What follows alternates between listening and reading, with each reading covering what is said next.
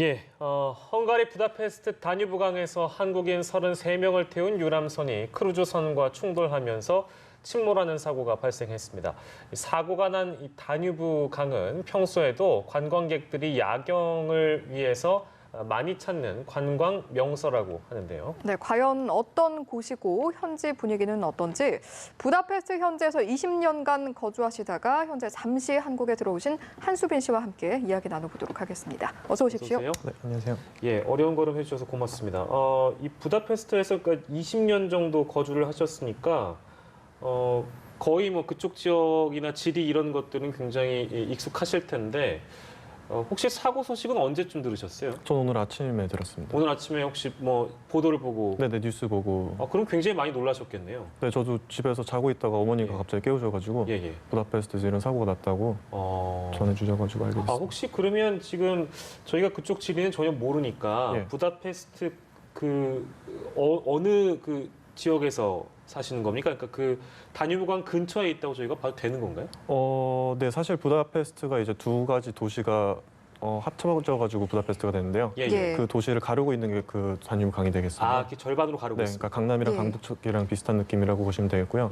저는 지금 사고 난 곳에서 차로 한 10분 정도 거리에 거주하고 있습니다. 10분 정도면 굉장히 가까운 거리에 계시네요. 워낙 가까운 곳에도 거주하고 계시고 또 오랫동안 머무르셨기 때문에 아마 현지 근처에 지인분들도 많으실 것 같은데 헝가리에서는 이번 사고 그리고 현재 상황에 대해서 어떤 분위기를 보이고 있나요?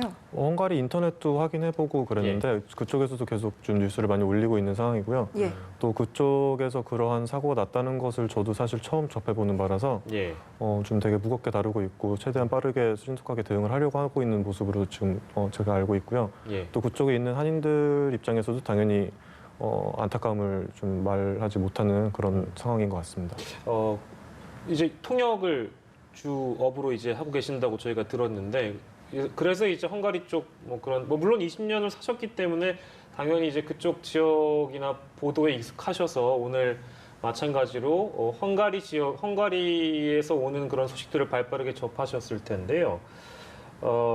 실제로 이번 사고 이전에 20년 동안 사시면서 다뉴브강에서 이렇게 큰 사고가 났던 적이 혹시 기억나시는 게 있으십니까? 아니요, 사실 그 어떠한 이런 배 침몰 사고는 사실 접해본 적이 없고요. 저도 그러고 안 그래도 제 친동생이라도 아까 얘기를 했었는데 둘 다 저희는 전혀 기억 못하는 걸로. 네. 그래요.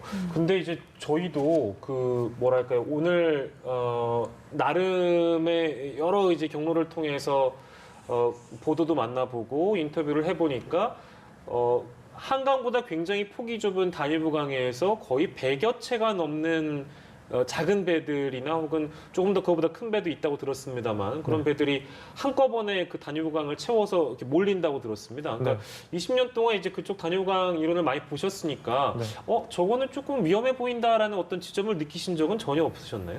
수로가 나 있는 걸로 제가 알고 있어서 저는 가이드업은 안 하고 이제 부모님 사업 도와드리면서 지내고 있는데 그쪽 가이드들 얘기 들어보면은 다 길이 나 있는 부분이라서 사고의 위험은 전혀 없다고 지금까지 알고 있었습니다. 그러니까 수로가 나 있다는 얘기는 차선 같은 게 있는 그런 걸로. 그래요. 그러니까 각 배들이 움직이는 순서 내지는 방향 이런 것들이 서로 암묵적으로 정해져 있기 때문에 사고에 대한 위험은 크게 사실 느낀 적이 없으시다. 네, 신호등 같은 것들도 실제 그 다리에서 본 적이 있고 그것에 따라서 이제 배들이 움직이는 걸로 알고 있어서 딱히 그런 생각이 든 적은 없었습니다. 지금 구조 수색 작업은 계속해서 진행이 되고 있는데 궁금한 것이 구조된 관광객이 사고 지점에서 병원까지 이동이 좀 수월한 곳인지 거리가 어느 정도가 되나요? 지금 사고가 난 곳이 부다페스트 제일 중심부에 있고요. 그 주변에 이제 많은 병원들이 있기 때문에 정확히 제가 어느 병원으로 이송이 되셨는지 모르겠지만 제일 가까운 병원이라고 하면은 앰뷸런스 타고 한 10분이면 충분히 도달하실 것 같습니다. 그러니까 이제 구조를 하면 병원까지 가는데 이제 큰 무리가 없는 곳이고 저희가 그 유람선과 관련돼서는 이제 여러 경로로 저희가 인터뷰를 했습니다만 그래도 또 확인 차원에서 또 다른 분에게 묻는 거니까 그냥 대답해 주셔도 무리가 없을 듯합니다. 그래서 야간에 굉장히 많은 배가 몰리고 그러다 보니까 이 배들끼리 경쟁을 한다. 그러니까 서로 이제 좀 싸게 운임을 해가지고 많은 사람들이 오게끔 만드는 그런 정황들이 있다, 상황들이 있다라고 이제 들었는데요. 혹시 야간에 저 그 작은 배, 50명에서 60명 정도 타는 배, 이런 배들은 보통 유람선을 타는데 비용이 어느 정도 든다고 볼까요? 사실 저런 오늘 사고가 난 저런 어제 사고가 난 저런 유람선 같은 경우는요, 일반인들이 타는 것이 아니고 이제 패키지 관광객들이 타는 부분이라서 그것에 대한 가격적인 부분들은 제가 잘 모르겠는데 말씀하신 것 같이 그런 경쟁이 있을 수는 있다고 생각이 들긴 하지만 제가 그쪽에서 이제 가이드업을 하시는 분들한테 얘기를 들어보면은 워낙에 장사가 잘 돼서 뭐 오히려 그 가이드들이 오히려 좀 요청을 하는 부분이라고 알고 있습니다. 아, 가이드들이 이게 요청을 한다는 거는 그만큼 수요가 많아서 굳이 뭐 가격을 그렇게까지 파격적으로 깎진 않아도 된다는 말씀이신가요? 네, 제가 이해하기로는 그렇게 이해하고 있습니다. 아. 저희가 지금 유람선 이야기를 하면서는 사실은 안전장치가 사실 그 전에 좀 구비가 되어 있었는가, 충분히 안내 주의사항이 있었는가 이런 이야기를 많이 하고 있거든요. 그런데 아무래도 오랫동안 거주를 하셨으니까 보시기에 어떠셨어요? 어떤 안전장치 구비? 저도 이제 이번에 사고 난 저런 그 전세는 그 유람선을 타본 적도 있고요. 그 외에 이제 그냥 일반적으로 돈 내고 자유여행하시는 분들이 타시는 것도 타봤는데 뭐 제가 봤을 때는 구명 그 튜브라든지 이런 것들이 다 구비가 돼 있는 걸로 확인을 했었고요. 단지 이제 탔을 때 그것을 착용하지 않은 것뿐이지 그것들이 구비가 안 돼 있는 상황은 아니었던 것 같습니다. 구비가 돼 있다고 하면 어느 정도 이제 타는 인원에 비해서 어느 정도로 준비가 돼 있나요? 제가 알기로는 그 인원 수대로 구비가 돼 있는 걸로 알고 있는데. 아, 그렇습니까? 네네네. 다 구비가 되어 있지만 그것을 뭔가 이렇게 의무적으로 이걸 반드시 이제 구명조끼를 입어야 이 배에 탈 수 있다라는 식으로 뭐 설득을 한다든지 그런 설명은 굳이 하지는 않는다. 네, 그렇게 강요하고 있지는 않습니다. 아, 어찌 됐든 그 배 안에 구명조끼를 보신 적도 있으시고 뭐 그런 장비들은 있는데 실제로 이제 그 야경을 보다 보니까 아까도 저희가 확인했습니다만 대부분 뭐 그 배 안쪽에 앉아 있는 것이 아니고 바깥쪽에 나와서 주로 사진을 찍다 보니까 구명조끼를 입으신 분들이 거의 없어서 이제 이런 큰 사고가 났다라는 쪽으로 저희가 지금 해석을 하고 있는데요. 자, 그렇다면 이거는 이제 동어 반복이 될 수 있겠습니다만 유람선을 타시면서 그러니까 단 한 번도 굉장히 위험하다라는 생각을 하신 적은 별로 없으시다는 말씀이시죠? 네, 전혀 없습니다. 그렇군요. 20년 동안 계셨으니까 또 그런 정확한 말씀을 해주실 수가 있고요. 그렇습니다. 예. 다뉴브강에 지금 충돌 당시에 기상이 좀 좋지가 않았고 물의 유속이 좀 빨랐다 이런 이야기가 들려오고 있는데 그렇다면 보통의 어떤 물의 빠르기라든지 이런 부분은 평소에 방문하셨을 때 어떻게 느끼셨어요? 그 강 물 수위 자체가 좀 올라오고 내려가는 것은 제가 확인을 할 수가 있는데 유속이 어떤지는 제가 정확히는 모르겠는데 지금 올해 5월 달이 좀 비가 좀 많이 오는 달이긴 해서 물이 좀 많이 차 있는 것으로 저도 저번 주에 입국하기 전에 확인을 했습니다. 매년 뭐 5월, 6월 되면 비가 주로 많이 오곤 합니까? 어떻습니까? 아니, 헝가리는 사실 뭐 딱히 뭐 한국이나 동남아처럼 뭐 장마라든지 우기가 있는 나라는 아니라서 뭐 저희도 올해 5월이 이렇게 비가 많이 올 거라고는 예상을 못 했었습니다. 저희가 지금 시청자분들께 이해를 구하기 위해서 지금 화면에 보여드리고 있는 장면이 있습니다. 유람선이 사고 날 당시의 그 화면이라고 해서 같이 보시면 좋은데요. 저게 이제 지금 밑으로 이제 배가 지나가고 있는 모습이고 저 정도 크기의 일단 배군요. 그렇습니다. 이거를 저희가 지금 긴급하게 확보해서 여러분들께 보여드리는 건데요. 그렇습니다. 사고 당시의 장면이라고 합니다. 이게 밀려가는 모습이라고 하네요. 그러니까 이미 충돌이 있고 난 뒤에 이제 밀려가는 모습이라는 말씀이신가요? 그렇게 전달되고 있습니다. 저희도 이제 그 전달 받아서 시청자 여러분들께 정확한 내용을 이제 전달을 해드리기 위해서 말씀을 드리는 건데요.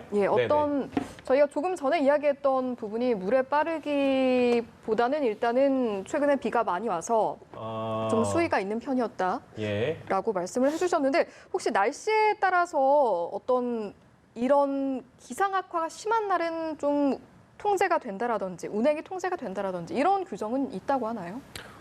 제가 알기로 날씨가 매우 안 좋으면은 예. 그러한 제한들이 있는 걸로 알고 있는데 예. 제가 어제 날씨가 얼마나 안 좋았는지는 직접 제가 보진 못했어가지고 예. 네, 정확히 말씀드리기 좀 힘들 것 같습니다. 예, 네, 그렇군요. 알겠습니다. 이제 저희가 지금도 화면으로 보여드리고 있습니다만, 이게 두 종류로 이제 크게 나눈다고 아까 이제 뭐 여행 갔다 오신 분들, 뭐 사진 작가님도 이렇게 말씀하시더라고요. 이제 큰 유람선, 뭐 두세 시간씩 뭐 그 안에서 밥도 먹는 그런 큰 배가 있는가 하면 아까 말씀하신 패키지 단위의 관광객들 5, 60명이 가는 조금 노후화된 배들.